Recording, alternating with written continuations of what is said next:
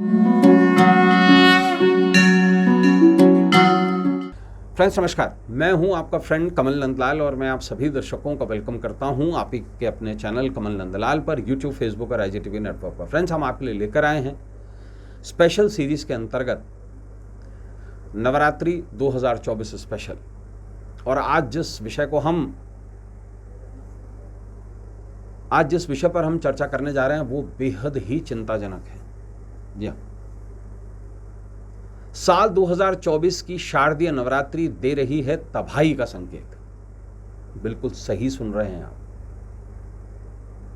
अनिष्ट का संकेत, अशुभता का संकेत। ऐसा क्यों कह रहा हूं मैं, आइए इस बारे में जानते हैं। देखिए, नवरात्रि का पर्व साल में 4 बार मनाया जाता है, जिसमें से 2 प्रत्यक्ष और 2 अप्रत्यक्ष होते हैं, 2 गुप्त होते हैं। तो जो प्रत्यक्ष नवरात्रि है वो है चैत्र की नवरात्रि, जिससे हमारा नया साल शुरू होता है, और साल का जो मध्य होता है तब शारदीय नवरात्रि यानी कि आश्विन नवरात्रि मनाई जाती है। शारदीय नवरात्र प्रत्यक्ष नवरात्रि है, जिसे देश भर में उत्सव के रूप में मनाया जाता है, क्योंकि इस समय पे गर्मी और बरसात खत्म हो चुकी होती है और अब शरद का मौसम शुरू हो गया है। साथ ही शारदीय नवरात्रि अन्य 3 नवरात्रियों में सबसे ज़्यादा प्रचलित और लोकप्रिय भी है। इसमें गरबा होता है, उत्सव होता है, लोग खुशियां मनाते हैं, क्योंकि दीपावली आने को होती है। शरद का चांद होता है, सबसे खूबसूरत चांद इन्हीं दिनों में होता है। सूर्य अपनी प्रचुरता मध्यम कर देता है और हर जगह खुशनुमा माहौल होता है। वैदिक पंचांग के अनुसार नवरात्रि 9 रातों का पर्व है, 9 दिवस का नहीं, 9 रातों का पर्व है। ध्यान से सुनिएगा। शारदीय नवरात्रि का पर्व अश्विन शुक्ल पक्ष प्रतिपदा से शुरू होकर विजयदशमी तक होता है, और विजयदशमी यानी कि 10वीं के दिन देवी का विसर्जन कर दिया जाता है। जो ज्वार हम बोते हैं, जो देवी की प्रतिमा होती है, उसे हम जल में सुपुर्द कर देते हैं। शारदीय नवरात्रि की घट स्थापना गुरुवार 3 अक्टूबर 2024 को होगी और इसका विसर्जन विजयदशमी के दिन यानी कि दशहरे के दिन शनिवार 12 अक्टूबर 2024 को होगा। अब आपको कुछ खास चीजें बताने जा रहे हैं जो तबाही का, अनिष्ट का संकेत दे रही हैं। इसको ध्यान से सुनिए। शास्त्रों में नवरात्रि में एक बहुत ही विशिष्ट महत्वता होती है देवी की सवारी की। वैसे तो देवी दुर्गा की जो सवारी है वो या तो बाघ या सिंह माना जाता है, और इसके साथ में कुछ मान्यता ऐसी भी हैं देवी भागवत के अनुसार कि देवी की कुछ विशिष्ट सवारियां भी हैं, जिस पर देवी आती हैं और जिस पर देवी जाती हैं। तो शास्त्रों में नवरात्रि के दौरान देवी दुर्गा के आगमन और विदाई के लिए खास वाहन का वर्णन भी किया गया है। इन वाहनों का ज्योतिष में अलग अलग अर्थ बताया गया है। देवी दुर्गा के आगमन और विदाई के वाहन से देश, दुनिया, प्रकृति, फसल, मानव जीवन पर पड़ने वाले शुभ अशुभ प्रभाव का अनुमान लगाया जाता है। इसलिए नवरात्रि में देवी दुर्गा की सवारी को बहुत महत्वपूर्ण माना गया है। देवी दुर्गा के आगमन और विदाई का वाहन क्या होगा, यह वार के अनुसार तय होता है। अतः हर बार देवी की सवारी बदलती रहती है। सप्ताह के जो 7 दिन हैं उन्हीं के अनुसार देवी की सवारी, देवी के आगमन की सवारी और देवी के प्रस्थान की सवारी के जो वाहन हैं वो अलग अलग बताए गए हैं। जब नवरात्रि की जो प्रतिपदा यानी कि घट स्थापना सोमवार या रविवार से होती है, यानी कि नवरात्रि की शुरुआत रविवार या सोमवार से होती है, तो देवी हाथी पर आती हैं। अगर ये शुरुआत बुधवार के दिन होती है तो देवी दुर्गा का वाहन नाव होता है। अगर शनिवार और मंगलवार से शुरू होती है तो देवी घोड़े पर सवार होकर आती हैं। गुरुवार अगर शुक्रवार के दिन होता है तो देवी डोली या पालकी में बैठकर आती हैं।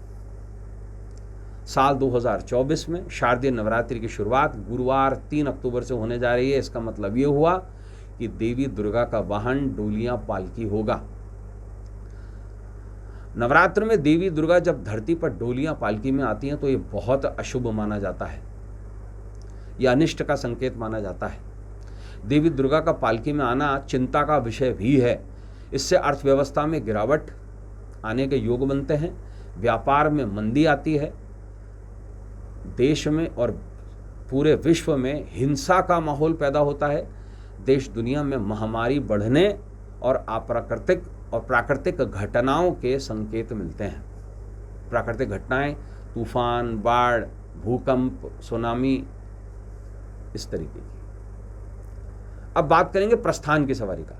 ज्योतिष शास्त्र के अनुसार दशमी पर देवी का विसर्जन किया जाता है, 9 रातें पूरी होने के बाद में। कई लोग गलती ये कर जाते हैं कि नवमी का दिन देख लेते हैं, ऐसा नहीं है। दशमी पर ही देवी का विसर्जन होता है और जिस दिन विसर्जन होता है देवी उसी दिन प्रस्थान करती है मध्याह्न के समय पे।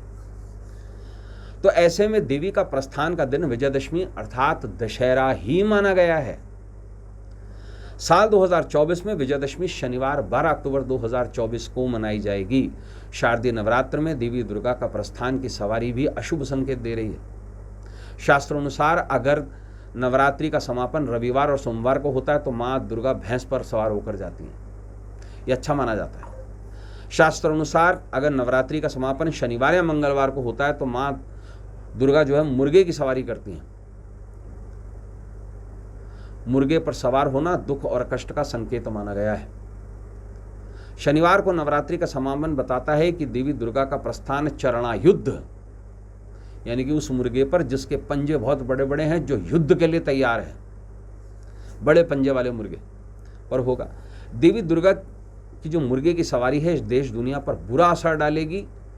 यह युद्ध, आपदा, खतरा, राजनीतिक उठापटक का इशारा करती है। सिर्फ भारत में ही नहीं, पूरी दुनिया में। अब आइए हम जानते हैं ज्योतिषीय दृष्टिकोण से यह नवरात्रि क्या संदेश और संकेत दे रही है। देखिए, ज्योतिष शास्त्र के अनुसार गुरुवार 3 अक्टूबर 2024 को सूर्योदय के साथ ही शारदीय नवरात्र का आरंभ होगा कन्या लग्न में, क्योंकि हमेशा द्विस्वभाव लग्न में देवी की स्थापना करने का विधान है।